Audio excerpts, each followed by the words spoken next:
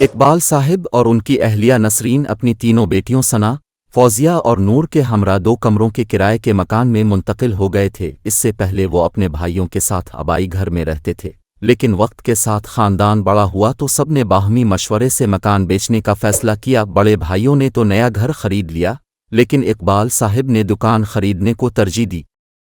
وفر سے دکان پر کام کرنے کی وجہ سے انہیں کام کا اچھا تجربہ ہو گیا تھا۔ ان کی رائے تھی کہ معقول آمدنی ہو تو مکان بھی بن جاتا ہے۔ رات کے کھانے کے بعد ان کی اہلیہ نے بچیوں کے اسکول کا مسئلہ الف کیونکہ پہلے والا اسکول اب کافی دور ہو گیا تھا۔ شری امت مکھرجی، آنکھوں میں چمک۔ میرا، میرے پیارے، آپ اس رسوئی میں کمال کرتی ہیں۔ اقبال صاحب بولے۔ تھوڑی دیر میں اقبال صاحب کے بھائی اور بھابھی ان سے ملنے آ گئے۔ باتوں باتوں میں بچیوں کے اسکول کا ذکر بھی آیا۔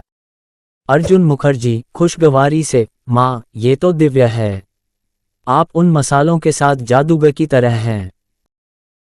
خوشگواری سے، ماں یہ تو دیویہ ہے، آپ ان مسالوں کے ساتھ جادوگر کی طرح ہیں۔ کم از کم کاروبار میں تمہارا ہاتھ تو بٹاتا ہو، لڑکیوں پر اتنے پیسے خرچ کرنا تو سراسر بے وقوفی ہے۔ بھائی نے انتہائی لاپرواہی سے اپنی رائے کا اظہار کیا۔ حالانکہ اننیا اپنے پلیٹ کے چاروں اور اپنے کھانے کو اقبال صاحب حیرانی سے بولے۔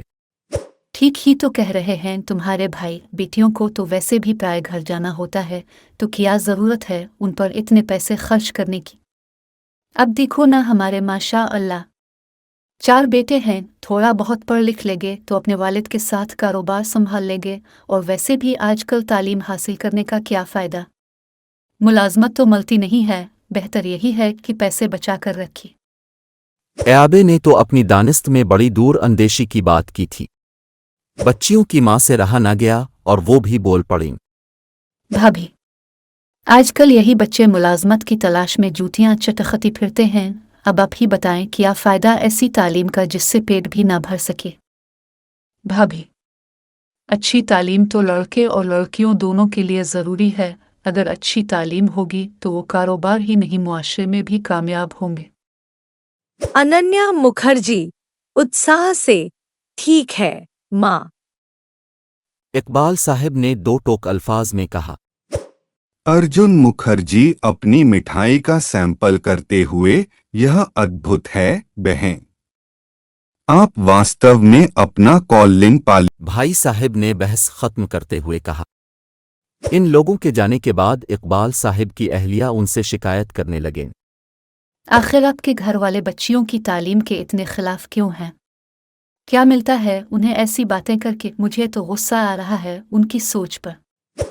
بیگم، تم کیوں پریشان ہوتی ہو؟ ان باتوں کو نظر انداز کر دیا کرو۔ کل جب یہ بچیاں پڑھ لکھ کر ہمارا فخر بنیں گی تو یہی لوگ ان کی تعریفیں کرتے نہیں تھکیں گے۔ وقت بہترین جواب ہوتا ہے، تم بس صبر کرو۔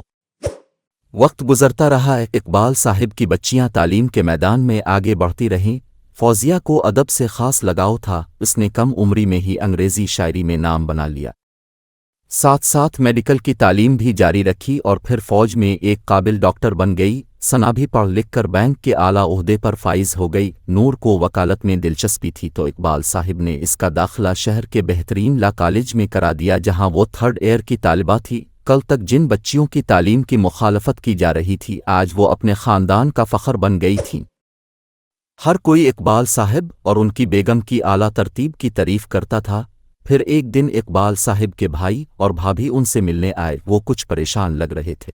اقبال، تم نے اور نسرین نے جو کہا وہ کر کے دکھا دیا۔ ہماری لاکھ مخالفت کے باوجود تم نے بچیوں کی تعلیم و تربیت میں کوئی کسر نہیں چھوڑی۔ آج میں تمہارے اور ثنا کے پاس ایک خاص کام سے آیا ہوں۔ بھائی صاحب، ہم نے تو بس اپنا فرض ادا کیا، اب کہیے ہم سے جو ہو سکا ضرور کریں گے انشاءاللہ۔ اتنی دیر میں ثنا بھی چائے لے کر آ گئی۔ اصل میں تمہیں تو معلوم ہی ہے کہ آج کل کاروبار کے حالات کچھ ٹھیک نہیں۔ بھائی صاحب نے کہنا شروع کیا، اب بچوں کی بھی شادی ہو گئی ہے، ایسے میں ایک دکان سے گزارا کرنا مشکل ہو گیا ہے۔ میں چاہ رہا تھا کہ ثنا بیٹی اپنے بھائیوں کو کہیں ملازمت پر لگوا دے۔ ماشاء اللہ، ہماری بیٹی اتنے بڑے عہدے پر کام کر رہی ہے اور پھر اس کے تعلقات بھی ہیں۔ वो तो ठीक है ताया अबू। सना कहने लगी, मगर आपके बच्चों ने तो तालीम मुकम्मल ही नहीं की, सिर्फ मैट्रिक करके छोड़ दिया। अब ऐसे में अच्छी नौकरी मिलना तो मुश्किल है, लेकिन आप फिक्र ना करें, मैं कोशिश करती हूँ, इंशाअल्लाह सब बेहतर हो जाएगा। सना ने ताया अबू को तसल्ली देते हुए कहा। इकबाल साहब की भाभी कुछ शर्मिंदा सी हो रही थी। वैसे हमने अपने बच्चों के साथ अच्छा नहीं किया।